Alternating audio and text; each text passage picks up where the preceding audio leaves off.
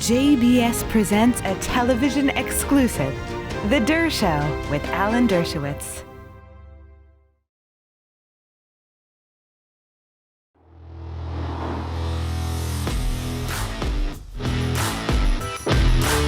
Welcome back to the Dershow. It was Donald Trump all the time for the last few days, but today, no Trump talk. Well, during the letter period, there'll probably be some Trump talk, but the first part of the show where I'm going to talk about something different, something that doesn't involve Donald Trump, at least it doesn't involve him directly. I want to talk about yesterday's election. I want to talk about several other elections that have occurred where the issue of abortion has essentially been on the ballot. And in general, not everywhere, not every election, but in general, candidates who support a woman's right to choose, at least at some point in the pregnancy, have been winning. It turns out that the vast majority of Americans, not necessarily the majority of vocal Americans, but the vast majority of Americans believe that a woman should have the choice to terminate a pregnancy, at least at the early stages of the pregnancy. Now, there's no consensus of whether that's a month, 2 months, 3 months, 6 months. Many Americans, perhaps most, think that a woman should not have the right to terminate an 8-month pregnancy if the fetus can emerge healthy, viable, and the woman could end her pregnancy at that point by delivering a child, an unwanted child that could be adopted. A majority of Americans, and I think a majority of thoughtful people, think that's the right course. I'm not here going to give you my views. They're complicated. They're, as usual, very, very nuanced. But I just want to report on what I think is going on out there. Let me start with Roe versus Wade. In 1973, when Roe versus Wade was decided, I stated publicly, I stated in my classes, that I thought this was a tremendous boon for the right-wing evangelical Christian Republicans, that it basically, for a while, took the issue of abortion out of politics, where abortion was winning, and the right to life was losing in the court of public opinion and at the polls. And it basically gave a free ride to centrist Republicans like George H.W. Bush and others to say, look, we're against abortion, but it doesn't matter because the Supreme Court has ruled, and so our views don't matter. So we can now say we're against abortion. And that way, they don't alienate the suburban voters, the people who are more libertarian Republicans, fathers and mothers who have daughters that could become or had become pregnant. Those issues are not any longer in politics. It was decided by the Supreme Court, taken away from millions and millions of Americans and handed to 9 in those days, 9 men to decide the rights of women. So I was always very ambivalent about Roe versus Wade. I didn't think it was a particularly compelling legal argument written by Justice Blackmun. Clearly, he wrote it with his heart and with his gut, not necessarily with his mind. In fact, he told people that he had no choice but to write it because his daughters and his wife insisted. And I can tell you, I know how insistent a wife and daughter and granddaughter can be. Today is my 35th wedding anniversary, and I forgot about it until my wife reminded me. And I think I'm still going to have to pay for that somehow. Sorry, I forgot, and it's my fault, and I shouldn't have done it, but I did. But it's my 35th anniversary, and I listen to my wife a lot. She doesn't think I listen to her enough. but I listened to her a lot. In fact, she didn't think I should have defended President Trump on the floor of the Senate. And of course, she's bearing most of the consequences of that because I have a thick skin and I can deal with it. But she, who was opposed to me doing this, is bearing a lot of the brunt of it. And I didn't listen to her that time. And I didn't listen to her in terms of going back to the Senate and answering questions, which resulted in my lawsuit against CNN. So I make a pledge on my 35th anniversary. I'm going to listen to my wife a little bit more. Look, you got to eventually make up your own mind about things. But my mind is often a function not only of my experiences, but the people I love and the people around me. And my wife's views are very, very important to me. In any event, going back to Roe versus Wade, I wrote and spoke back then and said this is going to help the Republicans. And what it basically did is it ended pro-choice Republicans. President Bush, the first President Bush, was a pro-choice Republican, and generally the people who were then called Rockefeller Republicans, kind of centrist, fiscal Republicans, not part of the evangelical group, not particularly religious in the sense of using religion as part of politics, they disappeared. They disappeared. They became supporters of the right to life because it was a free choice. They could do it. Nobody would vote against them because on the basis of that, because the Supreme Court had already established and guaranteed a woman's right to abortion. But now that the Supreme Court has said we're out of the game, we're no longer going to impose on the states a constitutional right of every woman to have an abortion, even up to a certain time. And of course, in the Supreme Court decision reversing Roe, they didn't have to do it. All they had to do was decide after 15 weeks abortion was illegal. They could have done that easily. They didn't do that. They reached out, judicial activism, and they struck down Roe versus Wade. And now they're paying a price for it. I mean, to the extent that the folks who wanted to strike down Roe versus Wade are Republicans, and most of them are, they're going to pay for that at the polls. When abortion becomes an issue, as it did, for example, in one of the major contested congressional races in New York, you had two candidates, one of whom was strongly pro-choice and the other of whom vacillated and suggested maybe he was pro-life. The pro-choice candidate won. In Kansas, where the issue was on a referendum, it wasn't to permit all abortions, but it wasn't to outlaw. I mean, it was a referendum kind of that favored a woman's right to choose at most points in her pregnancy, and that won.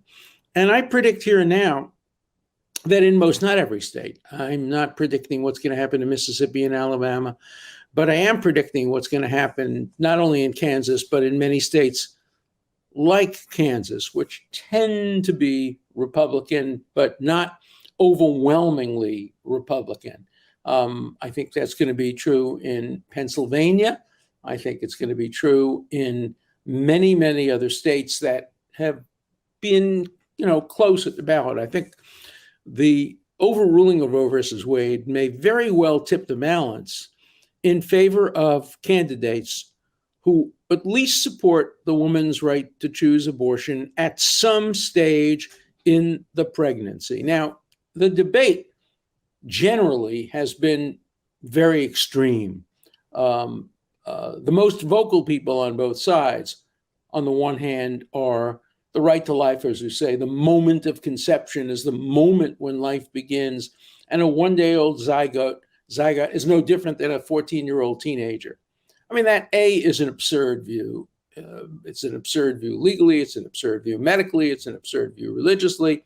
Well, I won't say religiously, because you can have a view that the soul enters the body on the first day. But I think even religious people don't time, you'll correct me on this, the soul to the moment of conception. I mean, at the point of conception, what we have there are just the joining of cells, and an amazing miracle.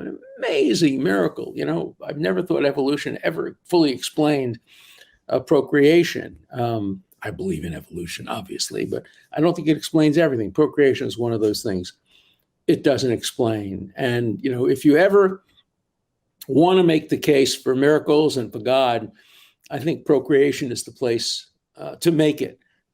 It's such an amazing, remarkable concept that a sperm can, hit an egg, and that a human being can be created out of that. Just my mind can't grasp it and can't get around it. I'm still obviously skeptical about everything. I'm skeptical about evolution. I'm skeptical about religion. I'm skeptical about politics. I'm skeptical about the law. I'm only not skeptical about my love for my wife and my family. About that, I have no skepticism. But I do think that the debate has been extreme. On the one hand, a one-day-old zygote has the right to life that trumps a woman's right to choose. She can't even take the morning after pill. That's one extreme view. The other extreme view, and I quote it in one of my articles, is by Florence Kennedy, one of those who was the most active in favor of a woman's right to choose, who basically said that an abortion is like an appendicitis operation, an appendix operation, removing a fetus, and she didn't say how old, is just like removing an appendix. No, it isn't. Nobody has ever regretted removing an appendix. Nobody has ever had to spend time oh my God, this poor appendix, should I remove it? It's a potential, what? It's a potential piece of garbage. Yeah, remove it and throw it away. If you have certain religious views, bury it. Okay. But it's gone. It's an appendix. That's why they call it an appendix. It's not necessary. It's useless. So it's an appendix. Get rid of it. But extremists say that a fetus is no different than an appendix. That too is absurd and wrong. The debate is about when, not whether. I mean, the overwhelming majority of Americans support a woman's and a man's right to use birth control. And they support a woman, particularly if she has the support of the potential father, to abort a one-day pregnancy, a 1-month pregnancy, a 2-month pregnancy. The debate begins at about that point. Most don't support the right to abort an 8 or 9-month pregnancy unless it endangers the health of the woman, and that becomes a separate and complete debate. My religion, Judaism, always favors the health of the woman over the fetus, so that even if it's a relatively mature fetus, if the health of the woman or the life of the woman would be endangered by birthing the child, Jewish law permits abortion, maybe even requires abortion at that point if the woman chooses to have it. Other religions have a very, very different view, but the debate really has to center about when, not whether. And that's what it could have been in the Mississippi case, 15 weeks.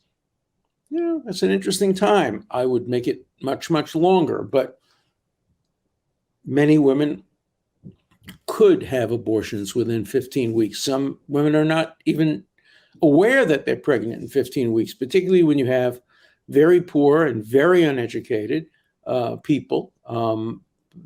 They may not have the kind of sex education that gives them insight enough to know that in 15 weeks or 13 weeks or 12 weeks they're pregnant. But that's where the debate should lie.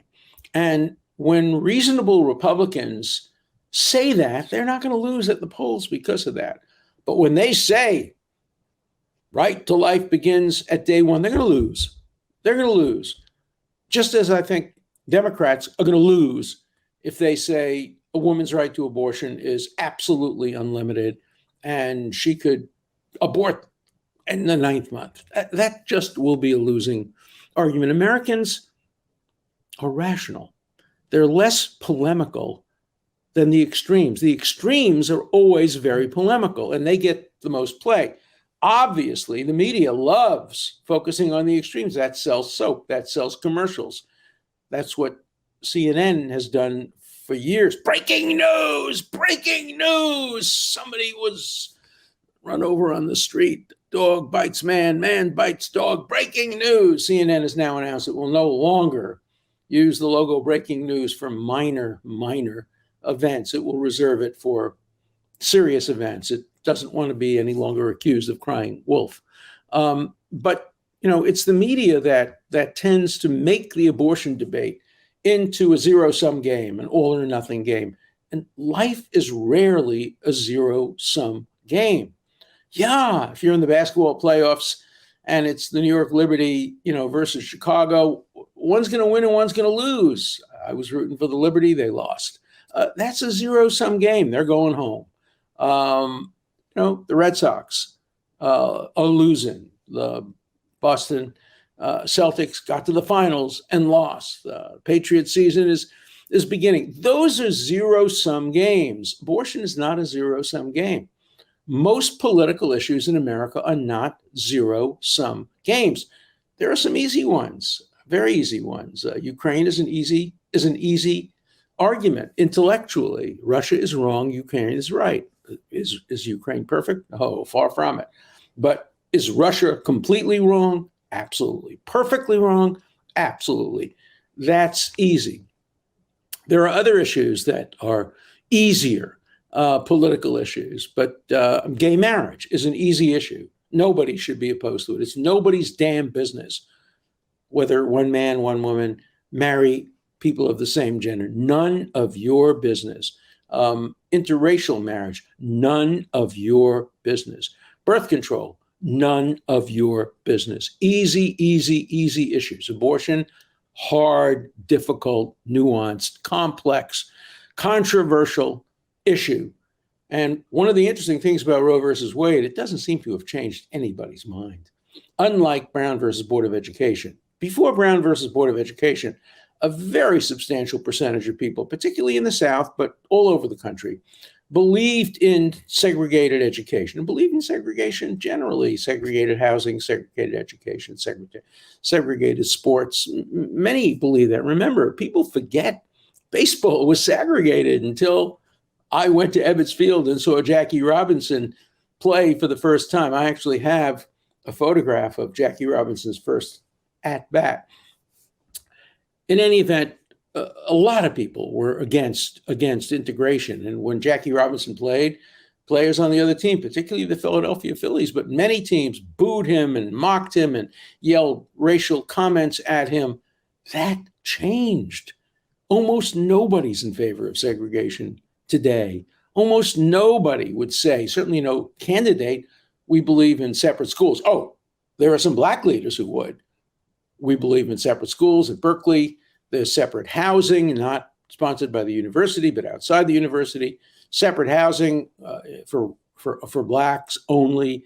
And if a white guest comes or a white parent of a black student comes, they have to notify everybody and get special permission to allow a white person into this black person space. Imagine if the shoe were on the other foot, if there were a white-only house outside of Berkeley and a black parent or friend would have to get permission, all hell would break loose. But it's okay if the shoe doesn't have to fit on the other foot when it comes to race in America today. But for the most part, the issue changed with Brown versus Board of Education. The Supreme Court changed minds. It led the way. The same thing was true with much of the civil rights agenda. Roe versus Wade, I certainly don't know anybody whose views were changed. I don't know anybody who said, I used to be in favor of a right to life. Now I read Justice Blackmun's opinion and I have changed my mind. I challenge anybody to come up with a person who changed their mind. Now, they may have changed their views legally. Say, look, the Supreme Court has said this. I follow the Supreme Court. I'm a lawyer. Or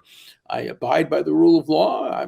I now agree that there is a right to have an abortion. But I don't think anybody changed their mind on the underlying issue of choice versus the right to life. And so the decision itself raised questions. From my heart, I'm in favor of the decision. I was also very much against overruling it. I don't think 50-year-old precedents should be overruled just because suddenly there are 5 justices on the Supreme Court who say it should be overruled. It certainly should never have been overruled in the Mississippi case, where the issue was not even before them.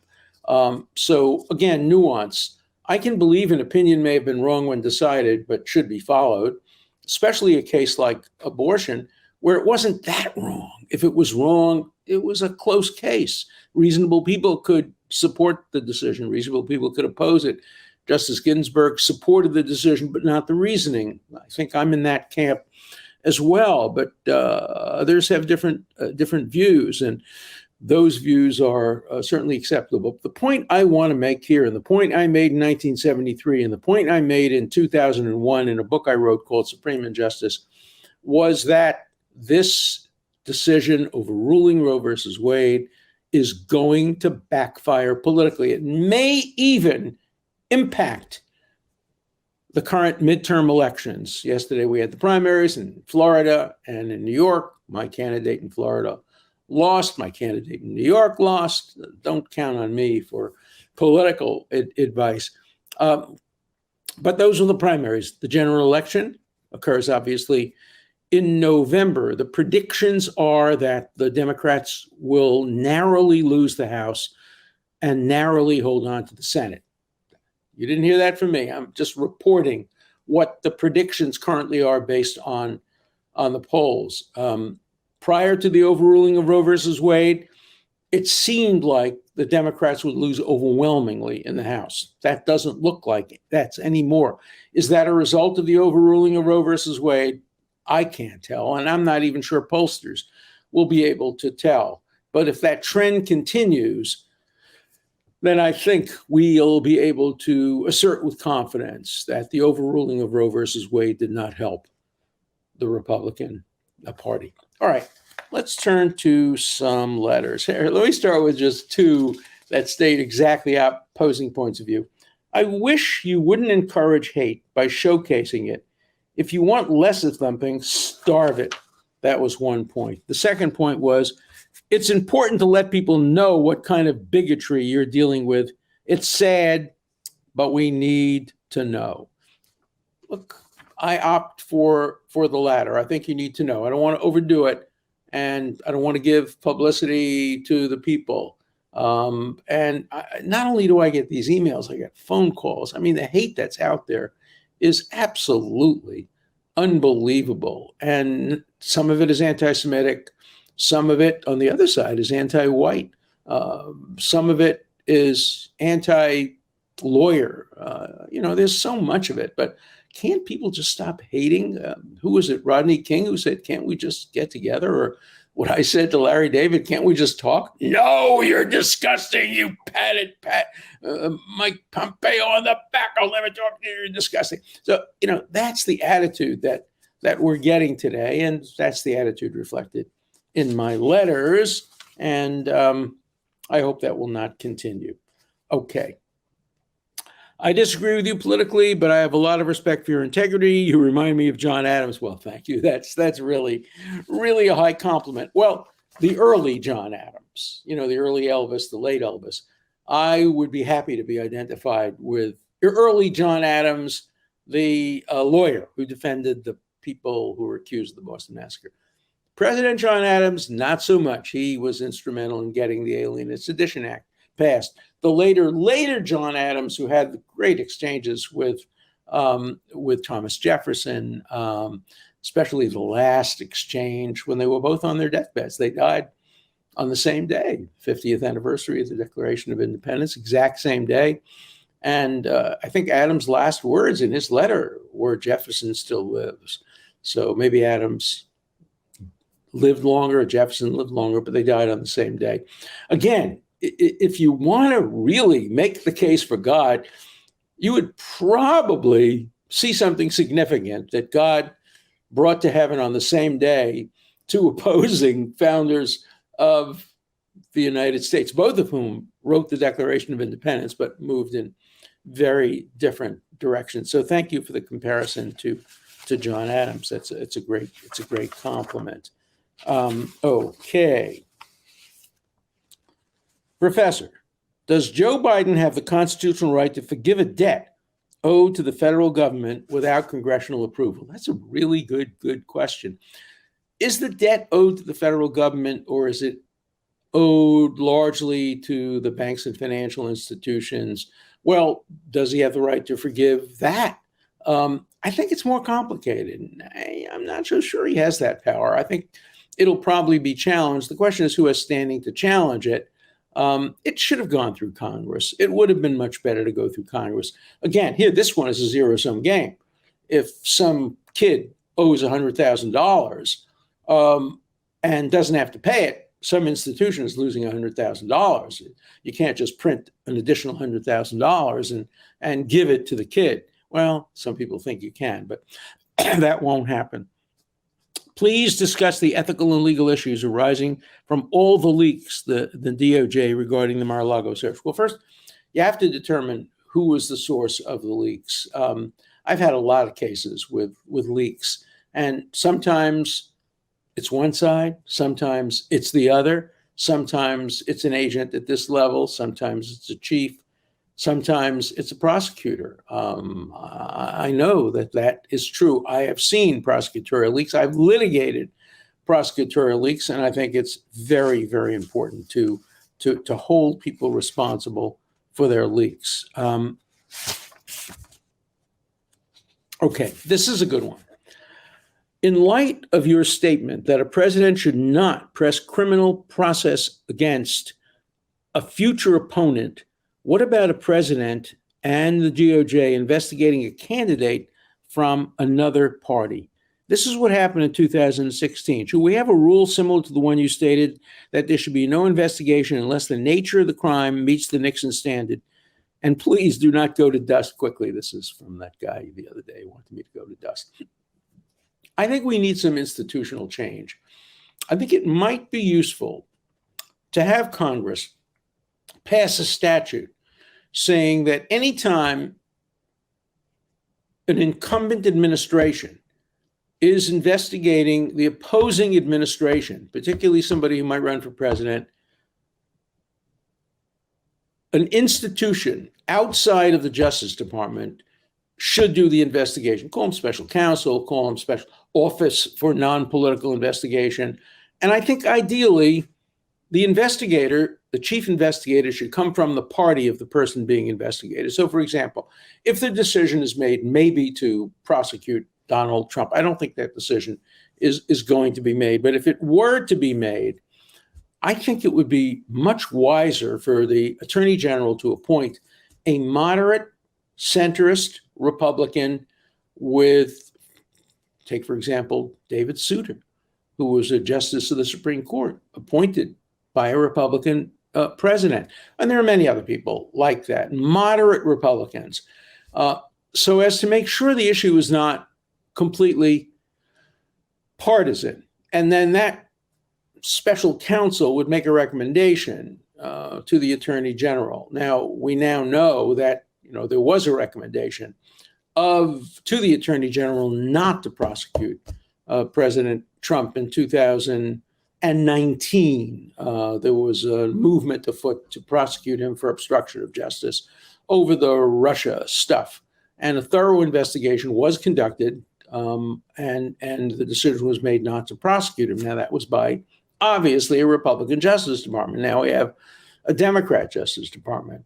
So I think institutional change is necessary. It would be difficult. I'm not generally in favor of special counsel, special investigators, because they have a target painted on the back.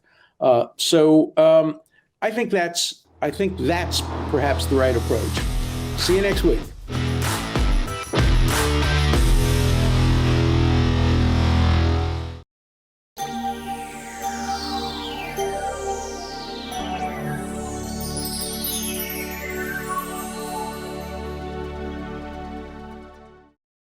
We would be pleased to send a complimentary DVD of this program to anyone who wishes to support JBS with a tax-deductible gift of $36, double high or more. Simply visit the JBS website at jbstv.org and click on the donate button to make a donation by PayPal or your credit card. And please indicate the program for which you would like a DVD. Or you can send your tax-deductible check to JBS, Post Office Box 360, Stamford, Connecticut 06904. Or you can call the JBS Pledge Line at 833-MY-JBS-TV. That's 833-695-2788. And again, please remember to indicate which program you would like to receive with our compliments. We thank you for your kind support.